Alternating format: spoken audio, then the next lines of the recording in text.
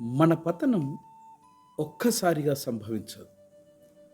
అది మన పాపముతో రాజీపడిన ప్రతి చిన్న నిర్ణయంతో ప్రారంభమవుతుంది. మనం బయట ప్రపంచాన్ని తప్పుపడతాం. కానీ మన లోపల దాగి ఉన్నటువంటి ప్రాచీనమైనటువంటి మనిషిని ఎదుర్కొనడానికి భయపడతాం.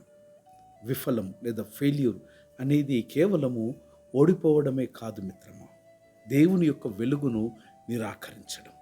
హీబ్రూ భాషలో విఫలంకు సంబంధించినటువంటి పదం కాసాల్ అనంటే తడబడుట లేదా జారిపడుట లేదా పాపములో జీవించడం అంటే కాసాల్ స్థితిలో కొనసాగుట.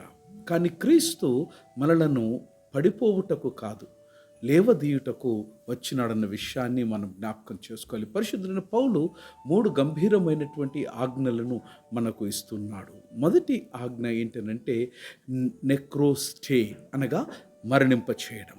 రెండవ ఆజ్ఞ అపోతిస్థే అనగా విసర్జించడం. పాపాన్ని నియంత్రించకండి, దానిని సిలువ వద్ద మరణింప చేయండి లేదా చంపివేయండి అన్నది నెక్రోస్టే అన్నటువంటి గ్రీకు పదం యొక్క అర్థం. అపోతిస్థే అన్నటువంటి గ్రీకు పదం యొక్క అర్థం ప్రాచీనమైనటువంటి స్వభావాన్ని పాత వస్త్రంలా విప్పివేయండి. మూడవ పదం ఎండిసస్తే అనేటువంటి గ్రీకు పదం. దీని భావం ఏంటనంటే ధరించుకొనుడి. క్రీస్తు స్వభావాన్ని నూతనమైనటువంటి వస్త్రంలాగా ధరింప చేసుకునుడని పౌలు గారి యొక్క అభిప్రాయం. ఇది కేవలము నైతికమైనటువంటి మార్పు కాదు, కైనోస్ అంత్రపోస్ అనగా క్రీస్తు మనలో పునఃసృష్టించినటువంటి జీవితం ఇది. కక్ష, అసూయ, గర్వం ఇవి మన ఆత్మను క్రమేపీ లేదా మెల్లమెల్లగా బంధిస్తాయి.